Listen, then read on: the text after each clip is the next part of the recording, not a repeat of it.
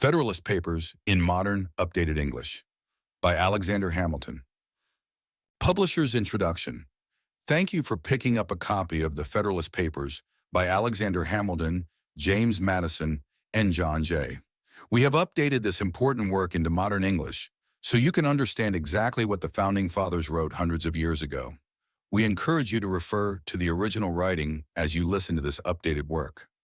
If you enjoy this book, please share with a friend, leave a positive review on Amazon, and see more updated works and free resources at oldbooknew.com. Chapter 1. Federalist #1. General Introduction for the Independent Journal. Saturday, October 27, 1787. Written by Hamilton to the people of the state of New York. After clearly seeing that the current federal government isn't working well, you're now asked to think about a new constitution for the United States of America. This topic is incredibly important because it affects the very existence of the Union, the safety and well-being of its parts, and the future of an empire that is, in many ways, one of the most fascinating in the world.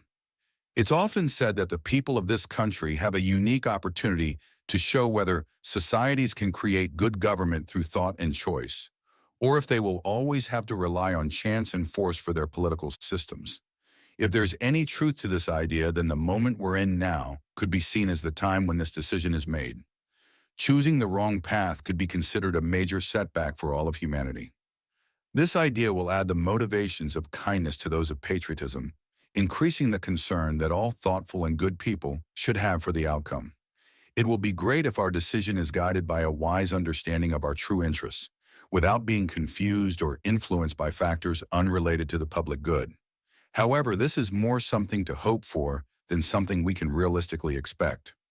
The plan we are considering affects too many specific interests and changes too many local traditions, which means the discussion will involve many issues unrelated to its actual value, as well as opinions, emotions, and biases that are not helpful in finding the truth. One of the biggest challenges the new Constitution will face is the clear interest of a certain group of people in every state who want to resist any changes that might reduce the power, benefits, and importance of the positions they hold in state governments. Additionally, there is another group of people with misguided ambitions who either hope to gain more power from the chaos in the country or believe they have better chances of rising to power if the country is divided into several smaller confederacies rather than united under one government. However, it's not my intention to focus on observations like these. I understand that it would be unfair to automatically assume that any group of people opposing something is doing so out of self-interest or ambition, just because their positions might make them seem suspicious. Fairness requires us to acknowledge that even these individuals might be motivated by honest intentions.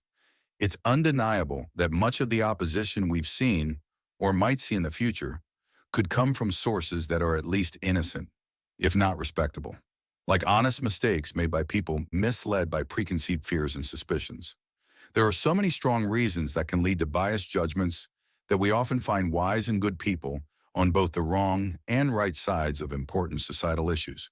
If we pay attention to this, it should teach us to be more moderate, even if we are convinced we are right in any debate. Another reason to be cautious is the realization that we can't always be sure that those who support the truth are driven by purer motives than their opponents. Ambition, greed, personal grudges, party rivalry, and many other questionable motives can influence both those who support and those who oppose the right side of an issue.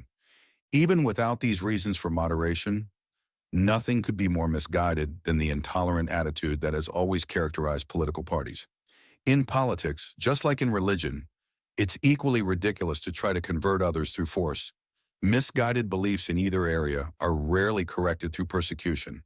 Well, even though these thoughts are fair, we can already see that this situation will unfold like all previous major national debates.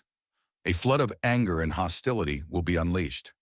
Judging by how the opposing sides act, it seems they both believe they can prove their points and gain more supporters by being louder and more aggressive in their arguments. A genuine enthusiasm for a strong and effective government will be criticized as a desire for absolute power and as being against the principles of freedom.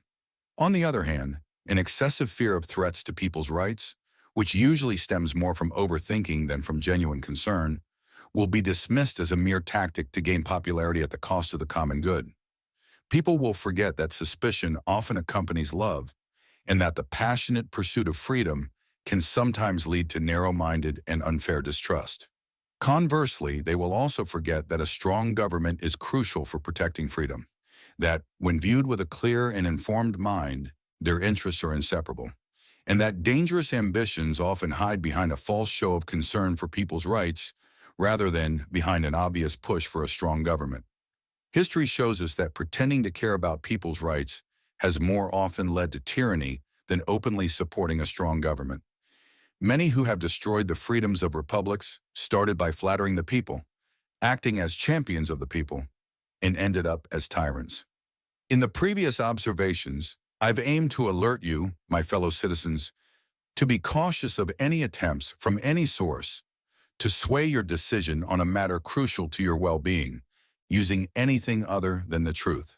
You have likely gathered from the overall tone that these observations come from someone supportive of the new Constitution.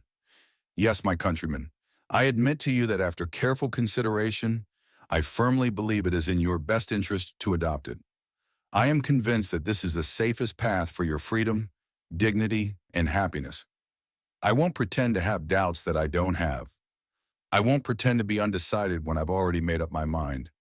I openly share my beliefs with you and will clearly explain the reasons behind them. Good intentions don't hide behind vague words. However, I won't go on about my sincerity. My reasons are personal, but my arguments are open for everyone to see and judge. They will be presented in a way that respects the truth.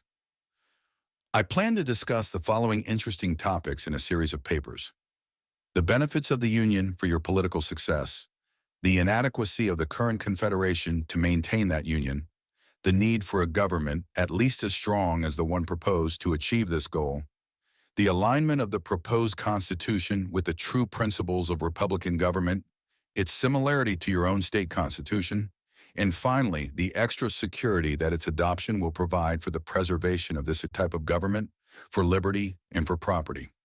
As we continue this discussion, I will try to provide a clear and satisfactory response to all the objections that have come up and seem worth your attention.